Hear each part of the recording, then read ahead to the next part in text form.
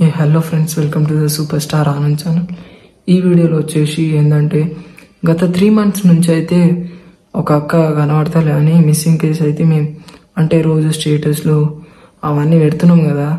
అయితే ఈరోజు అయితే మొత్తం అయితే అక్క అయితే దొరకడం జరిగింది. బట్ అది ఎట్లా అంటే మొత్తం అత్త మామ ఇద్దరు కలిసి డ్రామా ఆడి మొత్తం అంటే తోటలో ఇట్లా తోలుకొచ్చి కళ్ళు దాపడము ఏదో వేసి సంథింగ్ ఏదో వేసి భూమిలో అయితే పార్చబెట్టారు. అంటే ఎట్లా అంటే ఒక్కొక్క పార్ట్స్ ఇట్లా అటు సైడ్ కొంచెం ఇటు సైడ్ ఒక్కొక్క బాడీ పార్ట్స్ అనేది ఇట్లా పార్చబెట్టడం జరిగింది.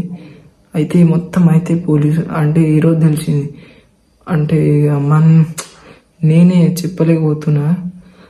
మొత్తం ఎట్లా అంటే బాడీ మొత్తం బోన్స్ ఒక్కటి హెయిర్స్ ఇట్లనే ఉన్నాయి. కానీ నేను చూసి ఆ ఫోటో చూసి నేను భయపడ్డా. నేనైతే మొత్తం భయపడ్డా. ఫస్ట్ ముఖం చూస్తేనే భయపడ్డా. అది ఎట్లుంది మా అమ్మ అత్త మామ మంచిగా ఉంటారేమో అని.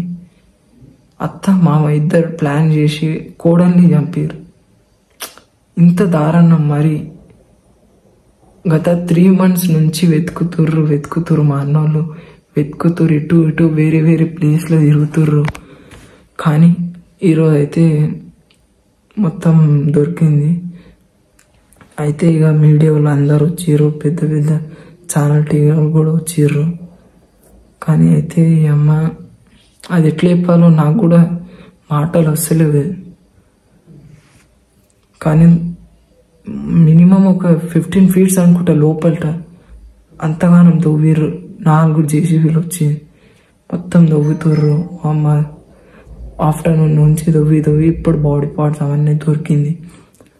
ఇంతగానం మరీ డేంజర్గా వాళ్ళ ఇంటికి ఏదో పంపించే అంటే అయిపోతుండే ఆడ. కానీ ఆడైతే ఇట్లా తోలుకోవడం, ఇట్లా పిలిపించి ఇట్లా తాపి కోడల్ని చంపేయడం అయితే నేను ఫస్ట్ టైం చూస్తున్నా. టీవీలో కూడా ఇట్లా ఇటువంటి సీన్ నేను చూడలేదు. టీవీలో అంటే మామూలుగా అత్త కోడలు ఇద్దరు కొట్లాడుకుంటారు. కానీ ఇక్కడ మనం చూసుకున్నట్లయితే అత్త మామ ఇద్దరు ప్లాన్ చేసి కోడల్ని చంపారు. ఇది కానీ ఈ దారుణమా మరీ టూ మచ్. ఇప్పుడు వాళ్ళ అంటే మా అక్క వాళ్ళ అమ్మ ఎంత ఏడుస్తుందంటే నేను తట్టుకోలేకపోయినా. ఆమె ఏడుస్తుంది, ఒకటే నెత్తిని కొట్టుకుంటూ ఏడుస్తుంది. మరి టూ మచ్ ఇది. ప్లీజ్ నేను ఒక్కటి చెప్తున్నా, ఏమైనా ఉంటే వాళ్ళ ఇంటికి పంపించండి. బట్ ఇటువంటి చంపడం ఇవన్నీ ఎందుకు? నేను ఈ వీడియో తీస్తున్నది ఎందుకంటే ఇది మా రిలేషన్ కాబట్టి. అంటే నేను కూడా తీద్దాం అనుకుంటున్నా తీసుకునే వీడియో. బట్ కానీ మరి ఇంత దారుణమా? ఇద్దరు కొడుకులు వాళ్ళకు. ఇప్పుడు వాళ్ళ అంటే నా అంత ఏజ్ వాళ్ళు ఉంటారు, వాళ్ళిద్దరు కొడుకులు. మరి టూ మచ్ ఇది. ప్లీజ్ నేను చెప్తున్నా, ఇటువంటివి చేయకండి. నేనైతే ఇప్పుడైతే ఒక వీడియో పెడుతున్నా. అంటే న్యూస్లో మొత్తం అంటే టీవీ వాళ్ళు అందరు వచ్చారు. ఆ ఫుల్ వీడియో అయితే పెడుతున్నా, కొంచెం వాచ్ చేయండి, మీకే అర్థమవుతుంది అదేంది మొత్తం ప్రాసెస్. వాచ్ చేయండి. నేనైతే ఫుల్ వీడియో ఇప్పుడు ఎడిట్ చేసి స్పాట్లో అప్లోడ్ చేసా, కొంచెం చూడండి ప్లీజ్. నాకు సబ్స్క్రైబ్ చేసుకోకన్నా పర్లేదు, బట్ ఈ వీడియో అయితే చూడండి. మరి టూ మచ్ అయింది. ఇప్పుడైతే ఎడిట్ చేద్దాం. సిస్టమ్ ముందరనే కూర్చున్నా, వీడియో తీసుకున్నా. ఎందుకు తీస్తున్నానంటే ఇట్లా ఉంటుంది పరిస్థితి. మన తెలంగాణలో ఎంత మంచిగా ఉండదు అంటే మరి ఇటువంటి కేసెస్ నేను ఫస్ట్ టైం వింటున్నా. ఇప్పుడు వీడియో ఎడిట్ చేసా. ప్లీజ్ జర చూడండి.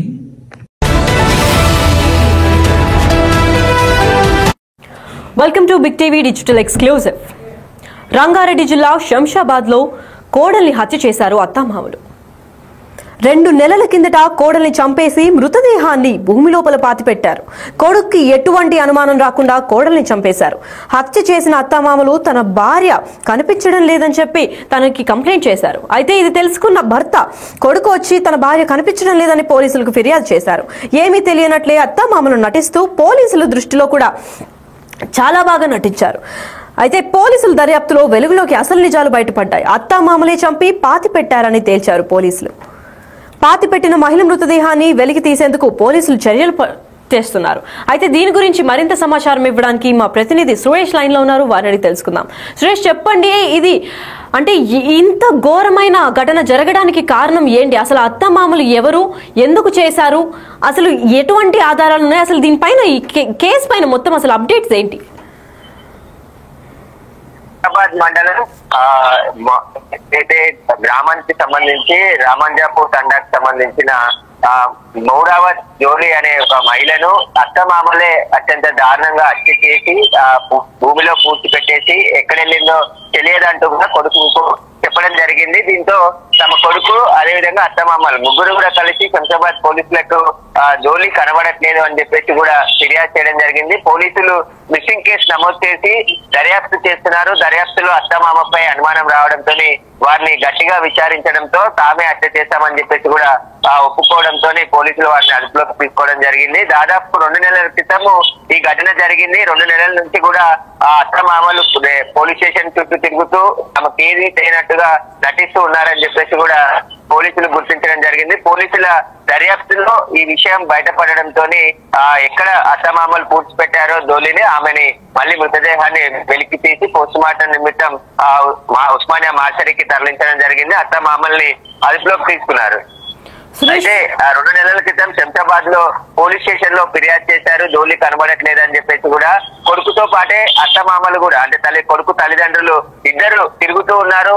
కుటుంబ సభ్యులు గాని బంధువులకు గాని ఆమె కనబడట్లేదు, ఎక్కడికి వెళ్ళిందో తెలియదు, దానికి సంబంధించి పోలీసులు వెతుకుతున్నారు, కుటుంబ సభ్యులతో కూడా గాలిస్తున్నామని చెప్పేసి కూడా చేస్తున్నారు. కానీ శంషాబాద్ పోలీసులకి అత్తమామ ప్రవర్తనపై వాళ్ళ బిహేవియర్ చక్కగా లేకపోవడంతో కొన్ని అనుమానాలు రావడంతో గట్టిగా వారిని దర్యాప్తు చేసి వారిని విచారించగా ఈ విషయం వెలుగులోకి వచ్చినట్టు తెలుస్తుంది. ప్రస్తుతం శంషాబాద్ పోలీసులు ధోలిని హత్య చేసిన అత్తమామని అదుపులోకి తీసుకోవడం జరిగింది. వారిపై కేసు నమోదు చేసి దర్యాప్తు చేస్తున్నారు. ఈ హత్యకు గల కారణాలు ఏంటి, ఆమెను ఎందుకు హత్య చేయాల్సి వచ్చింది, వాటిని అదుపులోకి తీసుకొని విచారిస్తున్నారు. కాబట్టి అన్ని విషయాలు దర్యాప్తులో బయటపడతాయని చెప్పేసి కూడా పోలీసులు చెప్తున్నారు. అయితే భర్త ఒక్కసారిగా షాక్ గురయ్యారు. ఎందుకంటే భార్య కనిపించట్లేదు అని చెప్పేసి పోలీసులకు ఫిర్యాదు చేసి 2 నెలల నుంచి కూడా మొత్తం చుట్టూ తిరుగుతూ గ్రామాల చుట్టూ తిరుగుతూ వారి బంధువులను అడుగుతూ అనేక మందిని విచారించినప్పటికీ కూడా ఆచూకీ తెలియలేదు. కానీ ఆ అత్తమామలే అత్యంత దారుణంగా ఆమెని హత్య చేయడానికి గల కారణాలు ఏంటి దానిపైన ప్రస్తుతం పోలీసులు అయితే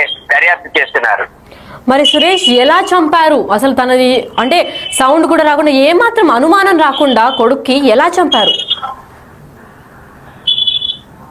దీనిపైన ఇప్పుడు పోలీసులు పూర్తి దర్యాప్తు చేస్తున్నారు. ఎందుకంటే ఆమె కనిపించట్లేదు అని చెప్తే పోలీసులు మిస్సింగ్ కేసు నమోదు చేసుకొని దర్యాప్తు చేయడం జరిగింది. కానీ ఈ దర్యాప్తులో 2 నెలల నుంచి కూడా ఆమె ఆచూకీ లభించకపోవడం, పోలీసులు అన్ని చోట్ల సీసీ కెమెరాలు చెక్ చేసినప్పటికీ ఆమె ఎక్కడికి వెళ్ళింది, ఆమె దగ్గర ఏమైనా సెల్ ఫోన్ ఉందా అనే దానిపై దర్యాప్తు చేసినప్పటికీ కూడా ఎలాంటి ఆధారాలు దొరకకపోవడంతో ఆ కుటుంబ సభ్యులని ఒక్కొక్కరిగా విచారిస్తున్న సమయంలో అత్తమామని కూడా గట్టిగా విచారించడంతో కొడుకు బయటికి వెళ్ళొచ్చి తర్వాత అత్తమామతో పాటే కోడలు ఉంది కాబట్టి చివరిసారి ఎక్కడికి వెళ్ళింది ఆమె, అసలు ఎక్కడ మీతో మాట్లాడింది, ఇంటి నుంచి ఎప్పుడు వెళ్ళిందనే దర్యాప్తులో ఈ విషయాలు తెలిసాయని చెప్పేసి కూడా తెలుస్తుంది. వారిని ప్రస్తుతం ఆమె హత్య గల కారణాలేంటి, ఎందుకు హత్య చేయాల్సి వచ్చిందనే దానిపైన పోలీసులు అయితే దర్యాప్తు చేస్తున్నారు. దీనికి సంబంధించి అన్ని విషయాలు దర్యాప్తులో బయటకు వస్తాయని చెప్పేసి కూడా పోలీసులు చెప్తున్నారు. ప్రస్తుతానికి ఎవరైతే హత్య కాబడిందో ఆమె మృతదేహాన్ని వెలికి తీశారు, ఎక్కడ పాతి పెట్టారో వాళ్ళని స్వయంగా తీసుకెళ్లి ఆ మృతదేహాన్ని బయటికి తీసి పోస్ట్ మార్టం నిమిత్తం హాస్పిటల్ తరలించారు. కాబట్టి మృతదేహం కూడా గుర్తుపట్టలేని స్థితిలో కూలిపోయి ఉంది. ఎందుకంటే దాదాపు 2 నెలలు అవుతుంది ఆమెను చంపేసి పూర్తి పెట్టారు. కాబట్టి దీనికి సంబంధించి ఇప్పుడు పోలీసులు దర్యాప్తులో విషయాలు బయటపడ్డాయి. కాబట్టి దీనికి సంబంధించి పూర్తిగా దర్యాప్తు చేస్తున్నామని చెప్పేసి కూడా పోలీసులు చెప్తున్నారు. కానీ పోలీసుల చుట్టూ కూడా అంటే హత్య చేసిన తర్వాత 2 నెలల నుంచి కూడా ఆ ఫోటోలు కనిపించట్లేదు అని చెప్పేసి పోలీస్ స్టేషన్ చుట్టూ, కొడుకు చుట్టూ, అదే విధంగా బంధువులలో కూడా కలిసి తిరుగుతూ వెతకడం వీళ్ళు కూడా ప్రారంభించారు. కానీ హత్య చేసింది వాళ్ళే మళ్ళీ పోలీసులతో కలిసి ఫోటోలు కనిపించట్లేదు అని చెప్పేసి కూడా తిరగడంతో వాళ్ళ ప్రవర్తన పైన పోలీసులకి అనుమానం రావడంతో వారిని ప్రశ్నించడంతో ఈ విషయం వెలుగులోకి వచ్చింది. ప్రస్తుతం పోలీసులు అయితే దర్యాప్తు చేస్తున్నారు. హత్యకు గల కారణాలు ఏంటనే దానిపైన దర్యాప్తులు అన్ని విషయాలు బయటకు వస్తాయని చెప్పేసి కూడా పోలీసులు చెప్తున్నారు. మరి సురేష్, చనిపోయిన ఆవిడ పేరు మునావత్ జోలీ అని చెప్పారు. మరి మునావత్ జోలీ వాళ్ళ అమ్మ నాన్నలు అంటే తల్లిదండ్రులకి ఏమన్నా తెలుసా చనిపోయినట్టు, లేదంటే వాళ్ళు ఎలా స్పందిస్తారు? చనిపోయిన విషయము ఈ రోజే వెలుగులోకి వచ్చింది. అంటే ఆమె కనిపించట్లేదు, మిస్సింగ్ కేసు నమోదు చేశారు, పేపర్ అందించారు, బస్సులకి తెలిసిన వారికి ఆమె ఫోటోతో యాడ్స్ కూడా విడుదల చేయడం జరిగింది. ఆమె కనబడట్లేదు, ఎవరైనా కనబడితే ఆర్టీసీ తెలిస్తే సమాచారం అందించాలని చెప్పేసి కూడా ఆమెకు సంబంధించిన కొన్ని ఫోటోలతో పాటు ఫోన్ నెంబర్లను కూడా ప్రచురించి ఆటోలకి, బస్ స్టాండ్లలో ఆమె ఫోటోలను డిస్ప్లే చేశారు. కానీ విచారణ చేస్తూ పోతే పోలీసులకు ఎలాంటి క్లూ దొరకలేదు. అసలు ఆమె ఎక్కడ మిస్సింగ్ అయింది, అసలు ఆమె సెల్ ఫోన్ ఎక్కడ వెళ్ళింది, ఆమె ఇంటి నుంచి ఎప్పుడు వెళ్ళింది అనే దానిపై విచారణ చేసే సందర్భంలో అసలు ఎక్కడా కూడా ఎలాంటి ఆధారం దొరకలేదు. కాబట్టి కుటుంబ సభ్యులు పై అనుమానంతో వారిని విచారించిన సందర్భంలోనే ఈ విషయం వెలుగులోకి వచ్చింది. అయితే మునావత్ జోలీ 36 సంవత్సరాలు ఉంటుంది. ఆమెకు సంబంధించి వివాహం ఎప్పుడైంది, ఆమెకు ఎంతమంది పిల్లలు ఉన్నారు, వీటికి సంబంధించిన పూర్తి దర్యాప్తు పోలీసులు ప్రస్తుతం చేస్తున్నారు. ముందుగా ఆమె మిస్సింగ్ కేసు నమోదైంది కాబట్టి ఎక్కడికైనా వెళ్ళి ఉంటుంది, తిరిగి వస్తుంది ఉంటుంది, లేదంటే ఇంట్లో ఏదైనా చిన్నపాటి గొడవలు అయితే బయటికి పోయి ఉంటుందని చెప్పేసి కూడా భావించారు. కానీ అత్తమామలు ఆమెని అత్యంత కిరాతకంగా చంపేసి పెద్ద గోసు తీసి అందులో పాతి పెట్టి మళ్ళీ ఏమీ తెలియనట్టు చుట్టూ జనాల్లో తిరుగుతున్నారు. కాబట్టి దీనికి సంబంధించి కారణాలపైన దర్యాప్తులోనే అన్ని విషయాలు బయటపడతాయని చెప్పి చెప్తున్నారు. ప్రస్తుతం మునావత్ జోలీ అత్తమామల్ని అదుపులోకి తీసుకున్నారు, భర్తని కూడా విచారిస్తున్నారు. అసలు ఏం జరిగింది, దానికి సంబంధించి ఏమైనా ఆమెతో అత్తమామలకి గొడవ కారణం ఏంటి, అసలు తగాదాలు ఏమైనా ఉన్నాయా, వీటన్నిటికి సంబంధించి కూడా పోలీసులు దర్యాప్తు చేస్తున్నారు. Right, thank you for the information Suresh. Yes, అయితే మనం డిజిటల్ ఎక్స్క్లూజివ్ స్క్రీన్ పైన చూసుకున్నట్లయితే ఫస్ట్ మీరు చూసే అమ్మాయి పేరే తను మునావత్ జోలీగా తెలిసింది. తను 36 ఏళ్ళ యువత. అంటే తను ఆ యువతి పెళ్లి చేసుకొని కూడా కొన్ని ఇయర్స్ అవుతుంది. తనకు పిల్లలు ఉన్నారా ఏంటి అని తెలియదు. అయితే ఆ కొడుకు అంటే తన భర్తకు కూడా కనిపించడం లేదు అని చెప్పి ఫస్ట్ మిస్సింగ్ కేస్ ఎఫ్ఐఆర్ లో లాడ్జ్ అవ్వడం వల్ల, ఎఫ్ఐఆర్ లో మిస్సింగ్ కేసు అవ్వడం వల్ల పోలీసులు కూడా కొంచెం సరే ఎక్కడికైనా వెళ్ళుంటుందేమో, ఎక్కడ వెళ్ళుంటుంది అని చెప్పి ఫోన్ ని ట్రేస్ చేసే ప్రయత్నం చేశారు. అప్పటికి దొరకలేదు. అయితే ఇంకా బతికే ఉందేమో, మిస్ అయిపోయిందేమో, ఎక్కడన్నా స్పృహ తప్పి పడిపోయిందేమో, ఏదైనా హాస్పిటల్లో జాయిన్ చేశారేమో అని చెప్పి వాళ్ళ ఐడియాలు కూడా పలు విధాల ప్రయాణించాయి. కాకపోతే అంతా డౌట్ వచ్చిన శంషాబాద్ పోలీసులు విచారణ చాలా గట్టి స్థాయిలో చేసిన తర్వాత వాళ్ళ సొంత అత్తామామలే తనని అతి కిరాతకంగా చంపి పూడ్చి పెట్టేశారని చెప్పి తెలిసింది. అయితే వాళ్ళని విచారణ చేసిన తర్వాత ఎలా చంపారు, ఎందుకు చంపారు అన్న విషయాలు అయితే ఇంకా బయటకి రాలేదు.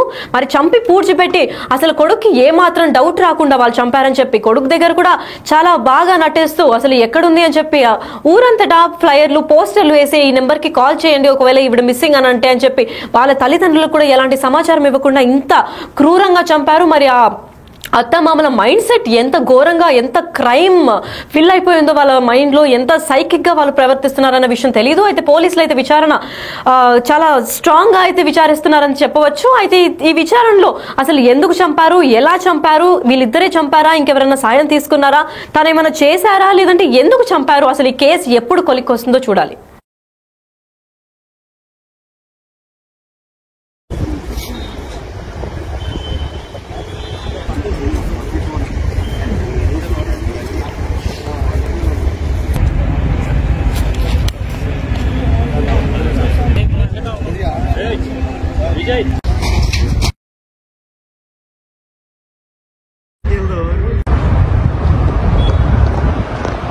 శంషాబాద్ మండల్, రంగారెడ్డి డిస్టిక్.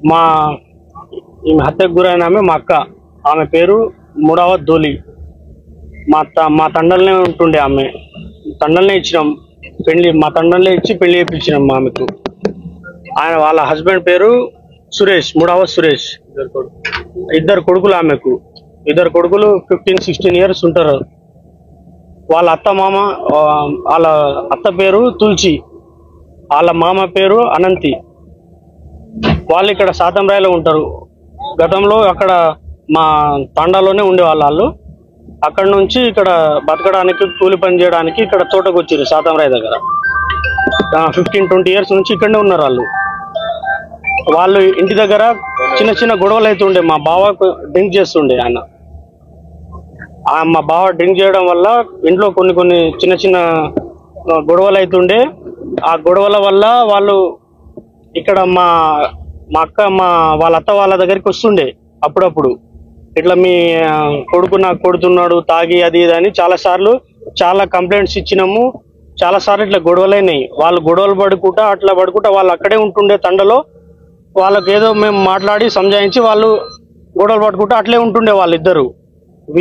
వాళ్ళకు ఏం లేకుండే, ఎట్లాంటి ఏం ఇవ్వడం కానీ ఎట్లాంటి గొడవలు ఏం లేకుండే. వీళ్ళు ఇక్కడ ఉంటుండే, వాళ్ళు అక్కడ ఉంటుండే. మొన్న November 10వ తారీఖు రోజు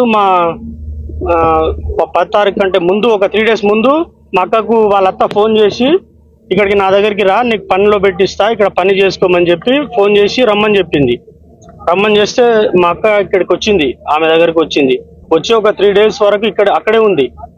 ఉన్నాక ఏదో పని చూపించారంట. ఆ పని నాకు నచ్చలేదు, నేను చేయనని చెప్పి నేను ఊర్లోనే పని చేసుకుంటా, అక్కడే ఉంటా అని చెప్పి మళ్ళీ రిటర్న్ వచ్చేసింది. సరేలే పోమని చెప్పి పంపించేసి వచ్చేసింది. వచ్చిన తర్వాత మళ్ళీ నెక్స్ట్ డే సండే రోజు మా బావ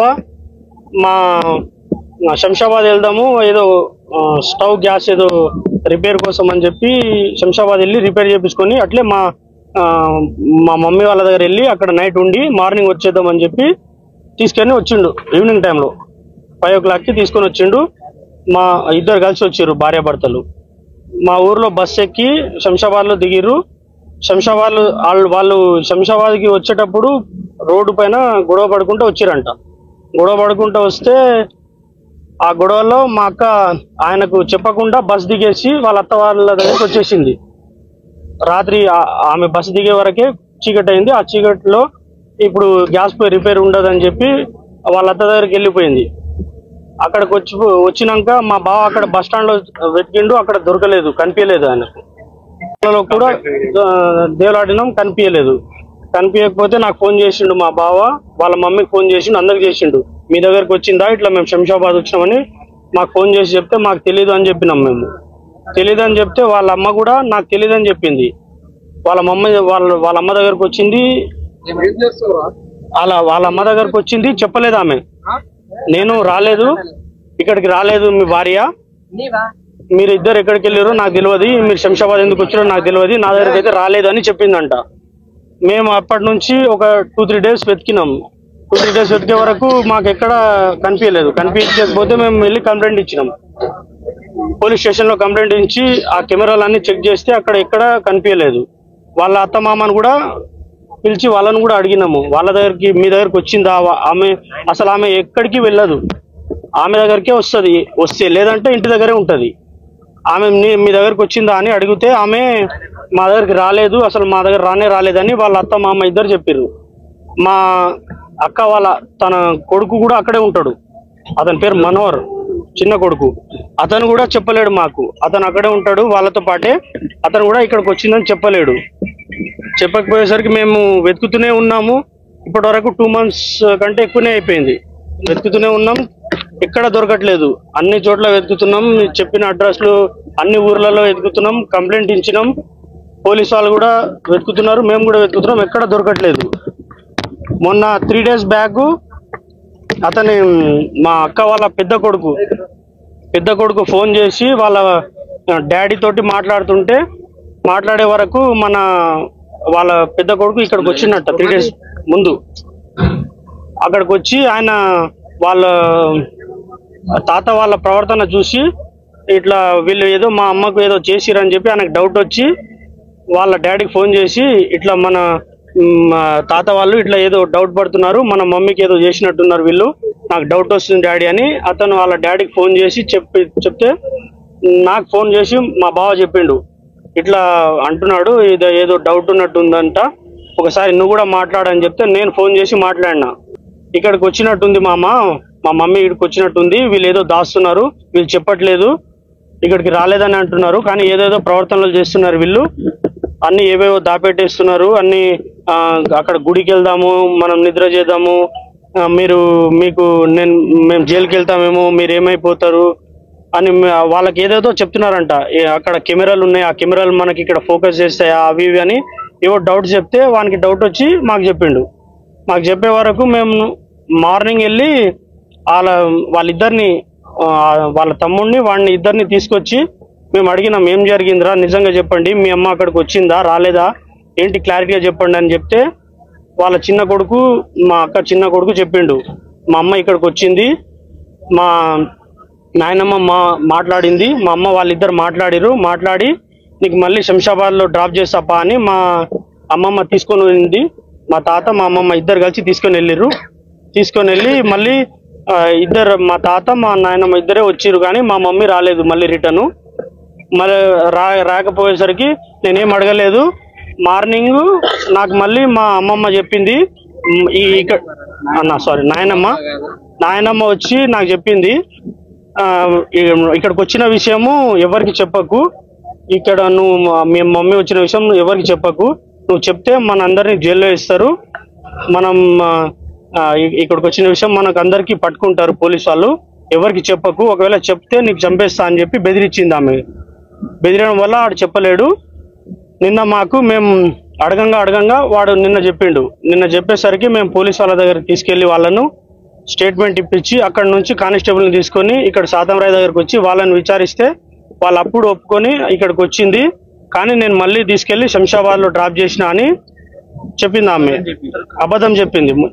ఇంకా నేను చంపినా అది ఇది అని ఎట్లాంటి ఏం మాటలు చెప్పలేదు.